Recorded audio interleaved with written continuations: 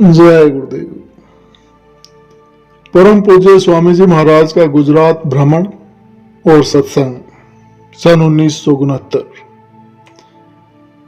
एक प्रेमी ने परम पूज्य स्वामी जी महाराज के गुजरात के भ्रमण और सत्संग का आंखों देखा वर्णन कुछ इस प्रकार से किया है।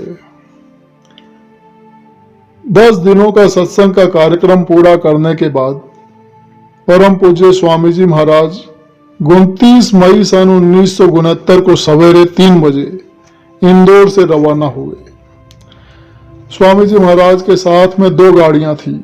पहली कार थी जिसमें स्वामी जी महाराज स्वयं चल रहे थे और दूसरी कार जो टूरिस्ट गाड़ी थी स्वामी जी महाराज की गाड़ी के पीछे पीछे चल रही थी। स्वामी जी महाराज को लेकर कुल 10 आदमी चल रहे थे।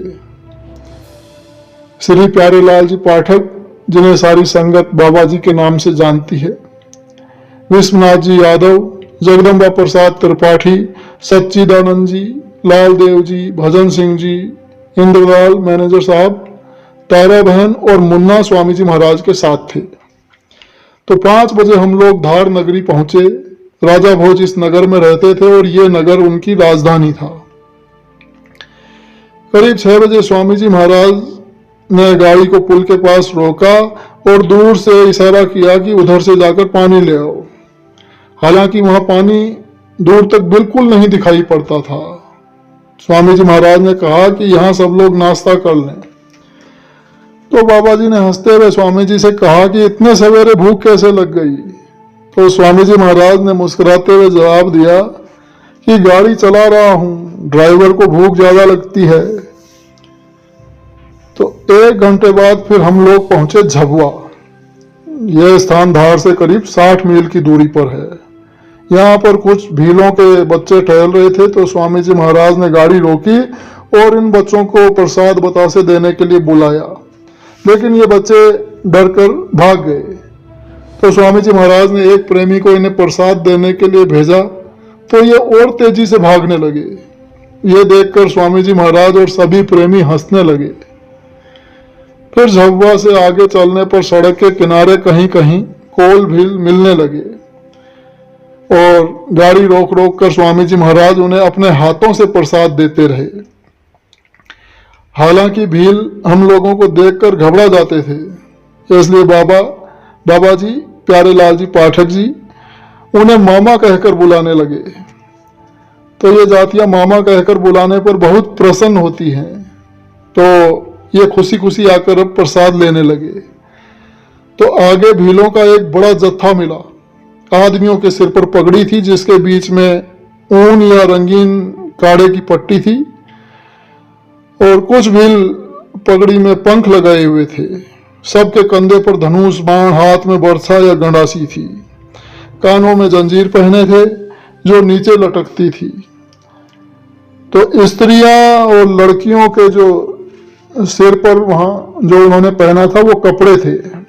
आंखों के चारों ओर गोदना गुदाई थी। स्वामी जी महाराज को देखकर सभी भीलों के चेहरे पर खुशी की झलक दिखाई पड़ी। स्वामी जी महाराज ने सबको अपने हाथ से प्रसाद बांटा और 2 फोटो ली गई जिसमें सभी प्रेमी सम्मिलित थे। सबकी इच्छा थी कि कोल भीलों के साथ स्वामी जी महाराज का भी एक चित्र होना चाहिए। स्वामी जी महाराज भी अपना एक चित्र खिंचवाएं, फोटो। लेकिन स्वामी जी महाराज कैमरा लेकर अपनी गाड़ी के पास पहुंच गए थे और फिर किसी की हिम्मत न थी उन्हें कुछ कहने की। तो 9:30 बजे स्वामी जी महाराज दोहद पहुंचे और देसाई ऑटोमोबाइल्स पेट्रोल टंकी पर रुके और देसाई साहब के प्रार्थना करने पर ऊपर के कमरे में करीब 1 घंटे तक विश्राम किए। तो 11 बजे हम लोग दोहद से आगे बढ़े और गोधरा से पहले बावड़ी पर रुक गए। वहां पर फिर सभी लोगों ने भोजन किया। तो स्वामी जी महाराज ने कहा कि एक बड़ी खास बात है, सभी कोल भीलों के सिर पर कपड़े थे, चाहे वे पुरुष हों, चाहे स्त्रियां हो या बच्चे हों। ये लोग असभ्य कहे जाते हैं, इनको किसी ने बताया नहीं और हम लोग जो सभ्य कहे जाते हैं, सिर पर हमें कुछ रखने में शर्म आती है। तो यहाँ बहुत देर तक पेड़ के नीचे और मंदिर में लोगों ने काफी देर तक विश्राम किया। स्वामी जी महाराज पेड़ के नीचे चारपाई पर तौलिया बिछाकर लेटे थे।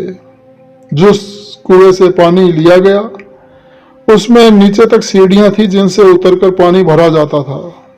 यहां से चलकर करीब 3 बजे स्वामी जी महाराज फिर गोधरा में भाई रतिलाल देसाई के बंगले पर पधारे। पिछले वर्ष दक्षिण भारत पर्यटन के समय में इसी बंगले के मैदान में सत्संग हुआ था। स्वामी जी महाराज के आगमन की सूचना मिलने पर बहुत से प्रेमी दर्शन के लिए आने लगे।